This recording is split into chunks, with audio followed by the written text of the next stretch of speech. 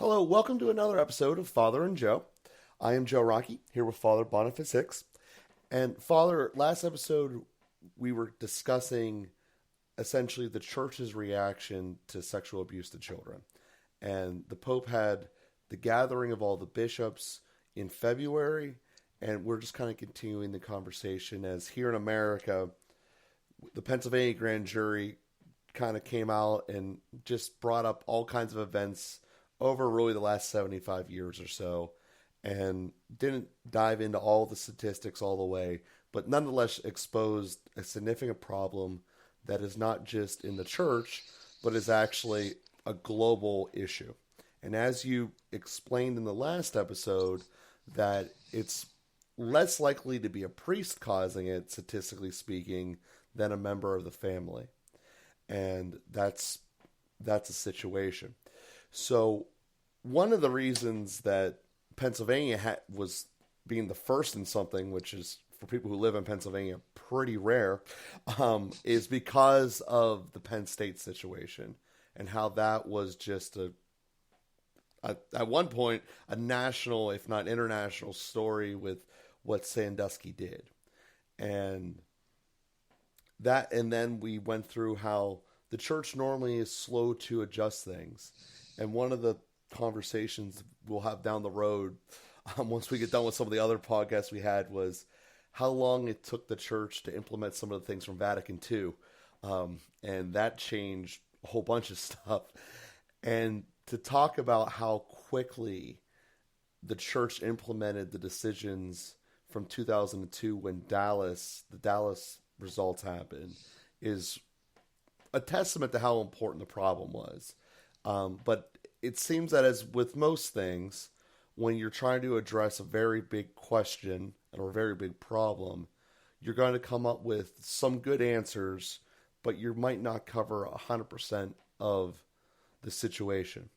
And where we left off with the last conversation was one of the spots that was not completely covered was the issue of bishops hiding things. And part of that was, as I made the analogy, is bishops are equal with each other.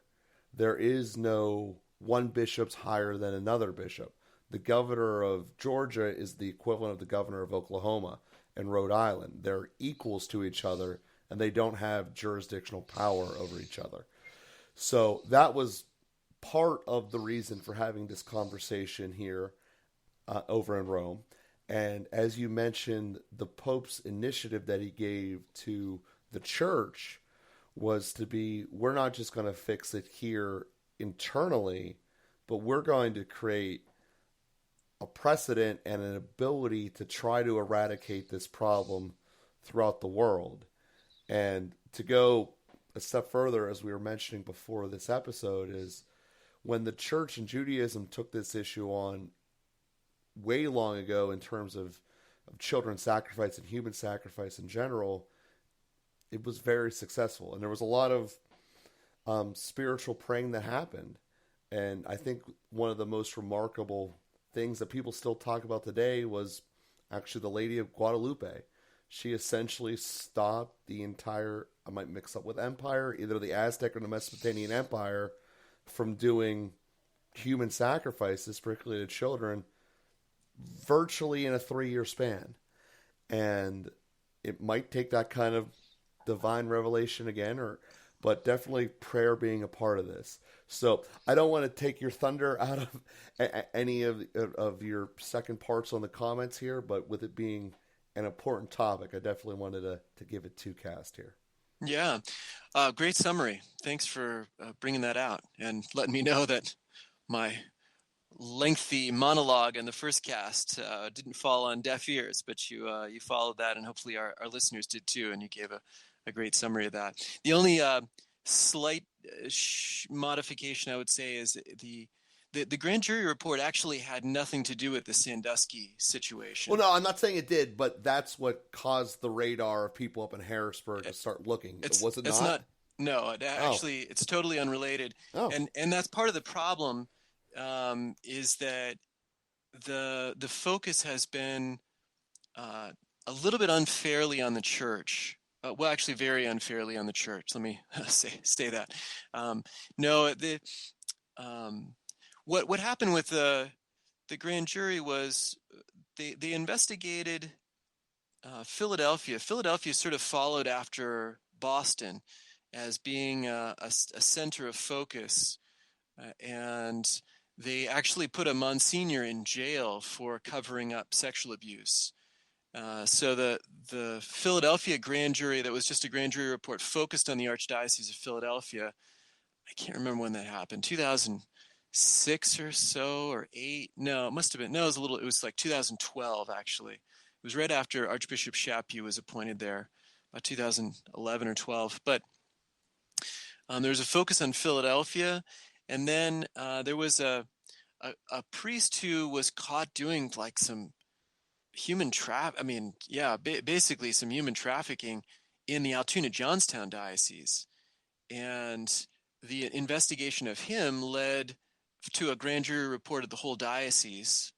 So after those 2 grand jury reports for 2 different dioceses, then the Attorney General decided to initiate a grand jury report or grand jury investigation for the entire state, for all of the remaining dioceses in Pennsylvania. So there was no reference to the Sandusky case. There was no, although I have heard, I think I heard something about investigating the colleges and universities now as a consequence of the Sandusky case, a little bit delayed.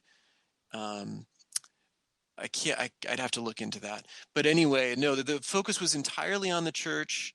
And again, a little bit, and then there's been discussions. The Attorney General tried to open up the statute of limitations to prosecute people from crimes that were committed more than, I think there's about a 10-year statute of limitations on 10 years from the age of majority. So if somebody were abused at, age 8 or something, it would be 10 years from when they turn 18, I think, is the statute of limitations.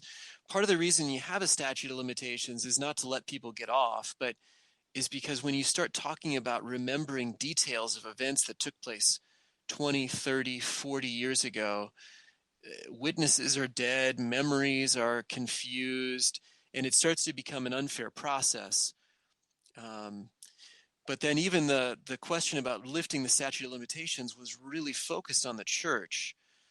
In the public schools, for example, where there's probably a much higher incidence, I think there is statistically definitely a much higher incidence of child abuse.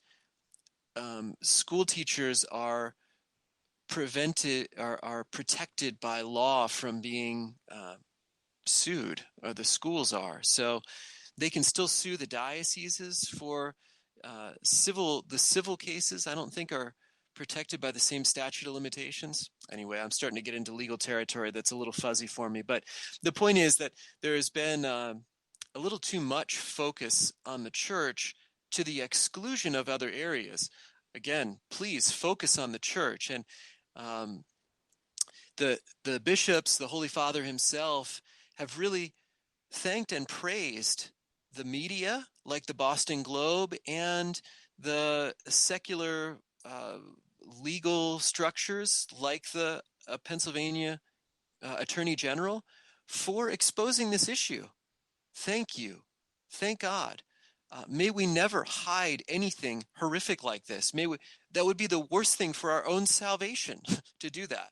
So by all means, expose everything in the church. And that's sort of what the church is trying to do for herself now. But it helps to have an outside agency that's not held back. We have a natural deference for bishops and priests. We want to think the best of them, and rightly so. We don't want to have a suspicious eye. We want to have trust. We're not the best people to adjudicate ourselves or investigate ourselves. We need outside groups to do that. That's really helpful.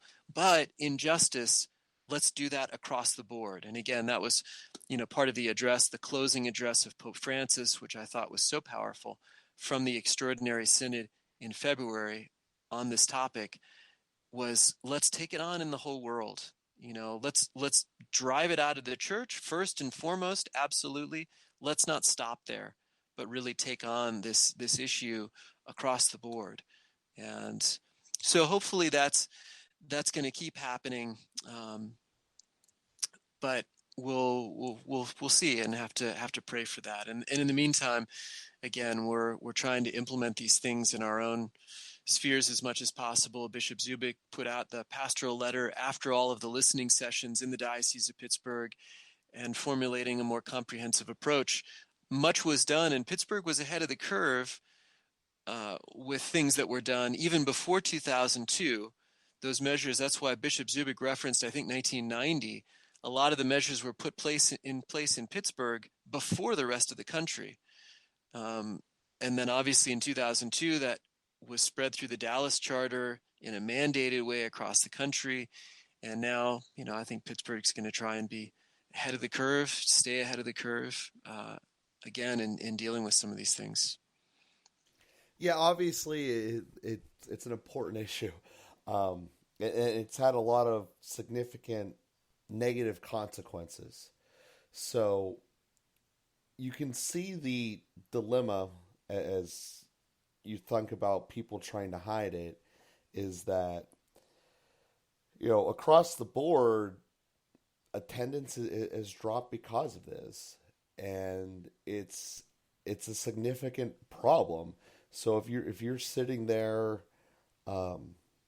as someone who has to make the decision of reporting this up the chain and making an ordeal with the possibility of losing a great percentage of your parish, or trying to fix this behind closed doors, there's a tremendous temptation to do it, off screen, if you will.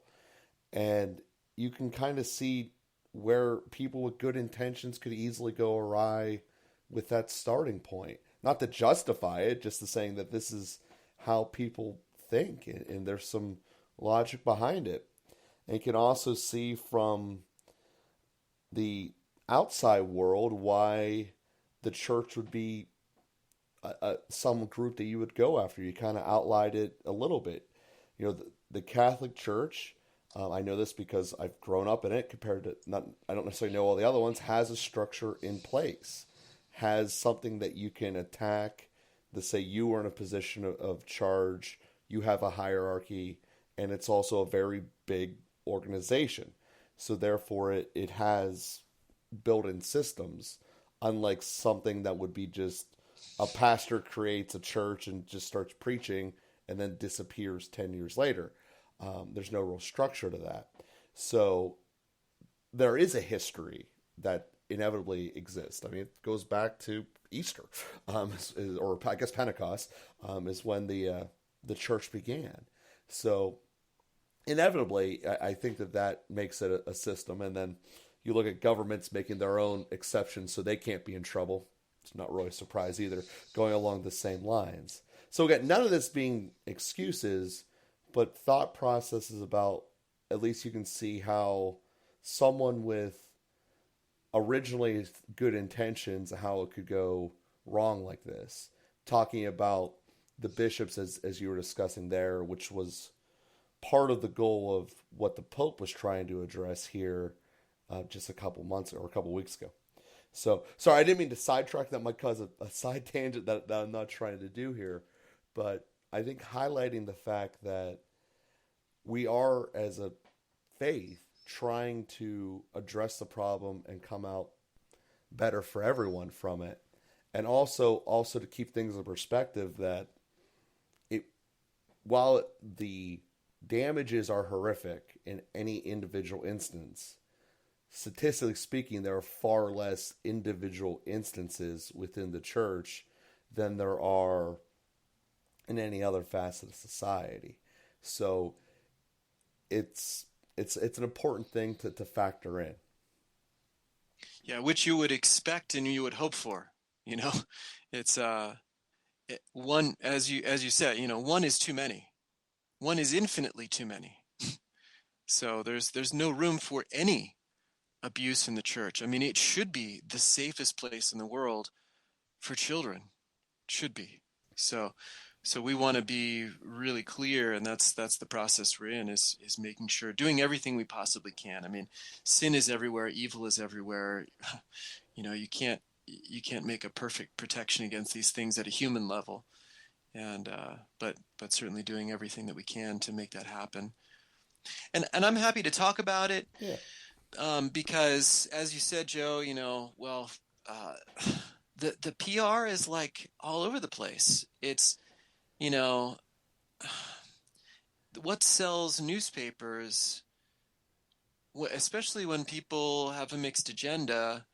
You don't always hear the things that happen. It's exciting when the grand jury report comes out and the big numbers, 1,000 victims, 300 abusers, and we keep touting these things. There was an excellent article in Commonweal, uh, oh gosh, just about 2 months ago, maybe, no, back in December, I guess. Yeah, about 2 months ago, 3 months ago. That really looked in detail, because the grand jury report in Pennsylvania was like 1,100 pages. Nobody read the whole thing. Oh, And they sure. came out with articles the same day, Hmm. just based on the kind of executive summary. But there's an investigative reporter in New York, I think, who actually took the time to read the whole thing, to track down all the cases, to really separate out what are the significant, documented, horrific stories, how many are the things that were like an accusation that was never founded. And, anyway, he actually took the time to read the entire report and see what's really there. Um, there's no requirement for the submission of evidence either with a grand jury report, so they can put anything they want in it. Now, hopefully they're not just making stuff up; they're getting that from somewhere. But normally you do a grand jury investigation preceding a trial, which has all of the standards for submission of evidence and protection of the rights of the accused and all that stuff. None of that occurs in the grand jury report. Anyway, Yeah, he went through. that's an important distinction. There is no representation of the defense in a grand jury report, regardless of your state. And in fact, actually, in some states, I don't know if we're one of them, but I know New York is for sure. They don't even need to have proof that the evidence is real. So that's a fact. Like I said, I don't know if Pennsylvania is one of those or not. But yeah, so I can see that there could be some situations that were exaggerated wrong. And as you mentioned before, you know, the grand jury report brought up stuff that's obviously well past the expiration date in terms of the law. Um, and part of that is there's a lot of people who don't remember what they did yesterday, let alone what happened 17 years ago. And there is significant facts that people going through trauma have a less percentage chance of identifying facts correctly when pertaining to the trauma than to other facets of their life. It's just a thing. So, which makes sense. Your mind's probably trying to block something out. You don't want to remember it as well. And it just makes sense. So, obviously, we kind of got a situation where we know what the bad stuff happened. But I think that there's also a lot of calling for what are we doing next to correct this. And with that conference just happening a couple of weeks ago, I don't know if there's any concrete answers there yet, but I do know that you're in a unique spot because you're in charge of developing seminaries. Or is that the proper term? Seminaries? Seminarians. Seminarians, Yeah. that's it. I work in a seminary. Yeah. That real. So what my question is that obviously the Dallas report happened in 2002. Kind of for new priests entering into the fold, what about this topic is addressed directly? I know that we can't break down all of the training that they go through because I'm sure it's way more than I ever had for my job. But nonetheless, if we can cover just some of the things that they're doing to essentially make sure that this doesn't happen anymore, or at least significantly reduce the likelihood. Well, we do have psychological testing for all seminarians, and that's been mandated since, certainly since I entered the seminary in 98, entered the monastery in 98. But I think that really became more universal like in the 90s to have psychological testing. Maybe it goes farther back than that. I'm not sure. And so that's up front, and people would be just excluded, if they had some of the signs of pedophilia or something like that. Then we also have obviously a significant focus on celibacy and some formation around that. I mean, pornography is a huge issue in our society. And so making sure that we have priests that don't have issues with pornography is significant. Um, and so there's a lot of formation around celibacy. We have a formation course, about 10 hours on theology of the body. We have a celibacy seminar every year. We also, all of the seminarians get the Virtus training and are required to. We also become mandated reporters, and so we get the mandated reporter training in terms of how to report when the obligation is there to report any potential incidents of abuse, of child abuse. And then every seminarian has a spiritual director, and with whom he meets twice a month. And in that spiritual direction, that's what I do. I am the spiritual director for the seminary. So I meet with about a third of the seminarians, and then I select the spiritual directors who meet with the other ones, and we make sure that we have excellent spiritual directors. So that's a really important part of seminary formation. Again, the increased emphasis on regular spiritual direction and following up on making sure that's happening is more recent since the 90s. So that's significant. Then every seminarian also has a formation director, and that formation director, has some responsibilities. We also provide psychological counseling, because one of the things about the seminary environment is it does bring up issues. People's issues start to come out, and so we want to be able to handle those issues, get people into some counseling if they need it, and we really encourage those issues to come out. And that's not a strike against them, as long as it's stuff that they can actually work through. So there's the formation process is anywhere from 6 to 8 years. It will soon become like 8 to 10 years.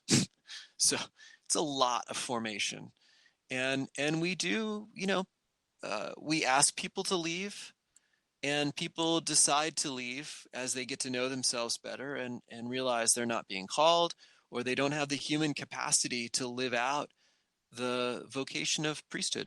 And so that's all real, and we take all that very seriously. Yeah, it's almost counterintuitive. I mean, I understand why we're increasing the amount of training. Um, Obviously, the thought process behind that is more training will translate to better priests, and the more better priests, the better off everyone is. But you're also looking at a situation that's a very hard decision to make, because the facts remain is we need priests right now, and we're making it harder for people to become priests. So that's a very hard decision to make in the face of the facts in front of you. Um, and probably the right decision, but it's still nonetheless a very hard choice to do given the facts. So, Father, obviously we covered a lot over these last two episodes. I want to give you a chance to cover anything that you feel needs some extra emphasis or that we missed as we conclude today's cast. Well, I guess I would just say, for it's just impossible to get the balance right in talking about these things. And so I can't help but feel, after talking 2 podcasts on child sexual abuse in the church, that I'm sure that I've gotten the balance a little bit wrong. We should try never to be defensive or to justify, well, the church isn't as bad as other places, anything is terrible. um, on the other hand, to not sufficiently reverence the kind of suffering that people have gone through, and how sensitive these issues are, and how lifelong those things are. Um, in order to talk through the issue, we have to sort of move past some of that, not move past it, but speak about it a little bit more abstractly. And I just want to acknowledge, I've talked with a number of people, both who were abused by priests and abused as children by other people, members of their own family primarily. And yeah, I do know how, from hearing, I don't know personally, but I do know from hearing how terrible it is. And so just want to, it's one of the problems with some of the PR things. It's like, it's hard to give the big picture because we rightly have to focus on the victims and not justifying and not making excuses and not downplaying in any way. And so, anyway, I just want to express that I'm aware of that. And if I've done it, it's for the sake of trying to speak about the whole picture as much as I can. But I have a lot of hope that we're really moving in the right direction to make significant changes. And like Pope Francis said, certainly in the church, and I hope in the whole world, to really protect the little ones. Jesus came for the little ones, and we also have to have a heart for them. So anyway, thanks for bringing up the topic and giving us a chance to talk through all these things. Perfect.